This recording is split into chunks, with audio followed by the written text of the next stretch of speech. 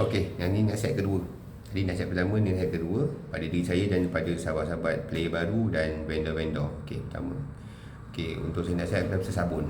Tadi saya set pasal body pertama, kena check body. Yang kedua pasal sabun. Okey, sabun ni ada banyak pilihan. Anda boleh beli, anda boleh ambil dari vendor, anda boleh buat. Okey, masing-masing ada cara masing-masing.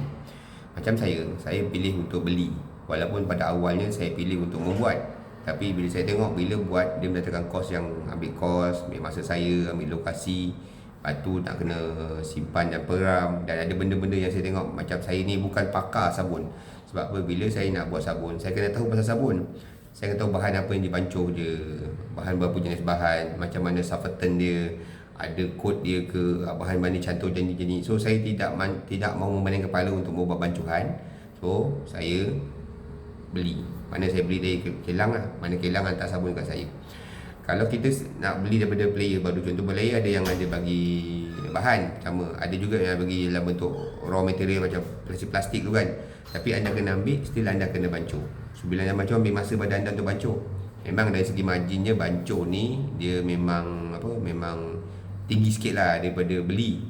Sebab apa? Bancuh anda murah. Tapi dari segi kosnya, kalau anda campurkan pun bancuh dengan campur kos membeli, dia habis sama je. Sebab bancuh anda belum campur lagi elektrik, anda belum campur lagi masa anda belum campur lagi pasal peram, anda belum campur lagi kos beli bahan dan sebagainya. So anda campur-campur sebenarnya lebih kurang je dengan beli dengan yang bancuh. So bagi saya untuk jalan mudah, saya beli daripada kilang, yang mana kilang ni lah merupakan kilang Dobi. Kilang Dobi yang mana sabun ni dia ada kod-kod tu sendiri. Contoh macam saya guna kat dalam mesin saya ni, kalau tengok yang pekat tu nama kod dia S20. Yang tengah dua cair tu S10. Yang hujung pekat sekali warna pink tu S20. So ada dua kod, S20, S10. So dia ada kod tu. Apa kod nama S20, S10 ada kod? Apa kod tu? So hanya Dobi yang tahu. So saya tahu je lah. So kalau player-player yang boleh nak tahu pasal kod-kod ni, kena belajar lah kod sabun. So that's why sabun ni just sekadar bukan bancuh dan jual. Sebab apa? Pertama kali anda kena jujur dengan diri anda. Anda tahu apa yang anda bancuh? Anda tahu tak bahan yang bancuh? Jadi macam mana? So jual jadi apa? Bahan dari mana? Apa jenis bahan? Cantum bahannya jadi apa? Kalau anda tak tahu, lepas tu anda jual, itu satu merupakan anda menipu diri anda sendiri. That's why saya tak ada tipu diri saya tak tahu. So saya ambil mana yang pakar. So saya ambil pakar ialah kilang sabun. So saya ambil dari kilang sabun ni, dia tahu pasal sabun, dia tahu pakar sabun, dia ada chemist dia sendiri yang dia bancuh dan dia hantar kat saya. So saya letakkan kepakaran atau kepercayaan saya pada dia. Sebab saya tahu dia tahu buat. Tapi kalau saya nak bancuh sendiri, saya tak tahu buat apa, saya nak bagi bancuh kan. Saya nak jual benda-benda yang saya tak tahu. So that's why mementing kat sini, saya pentingkan kualiti. Anda kena faham untuk saya pentingkan kualiti sabun. So sabun ni sangat-sangat penting sebab dia memainkan repeat sale. Kalau anda cuma bancuh, anda cuma jual, anda nak guna pada margin.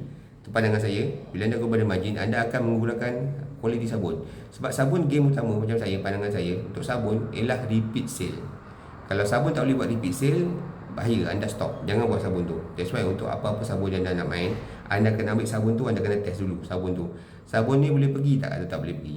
Kalau boleh pergi, anda teruskan. Kalau tak boleh, anda handbrake, jangan buat. Pilih sabun lain. Sangat-sangat penting. Sebab sabun ni dia punya key utama dia. Dalam perniagaan ni, anda jual sabun, mesin layan diri sabun, anda akan tahu sabun bagus, anda teruskan. Kalau sabun tak bagus, anda stop. That's so penting. So saya akan percaya pada sahabat-sahabat lain yang nak main. Faktor utama kedua ialah sabun. Pastikan sabun tu anda tahu apa bahan dia, apa pH dia, apa kod dia, apa bahan campur. Kalau anda tak faham benda-benda ni semua, anda pergi review kat kilang. Senang, kilang semua ada jawapan. Tanya kat kilang, ambil kat kilang. Sebab kita dah letak percaya pada kilang, kita ambil dari kilang, bawa. Itu kelebihan pada sabun lah. That's why sabun merupakan satu elemen yang sangat-sangat penting dalam permainan game sabun. So kalau anda tak pasti sabun itu bagus tak bagus, anda jangan buat. Kalau anda yakin, teruskan. Kalau tak yakin, handbrake, stop. Jangan niaga sabun ni. Sebab apa? Bila sabun anda bermasalah, mesin anda akan masalah dan pelanggan tak akan percaya pada anda. That's why bila tak percaya, tak ada repeat sale, so game permainan sabun anda akan drop. Sale anda akan drop sikit demi sikit, sikit demi sikit. That's why sabun sebenarnya game dia adalah repeat sale, bukan pada game margin. Saya go pada repeat sale, saya tak go pada margin. That's why sabun saya kena quality. Nak pastikan pelanggan terus beli dan beli dan beli. Sebab sabun ialah orang yang sama yang membeli sabun ni, bukan orang lain. Kena faham Itu nasihat saya kedua, pilih sabun yang betul.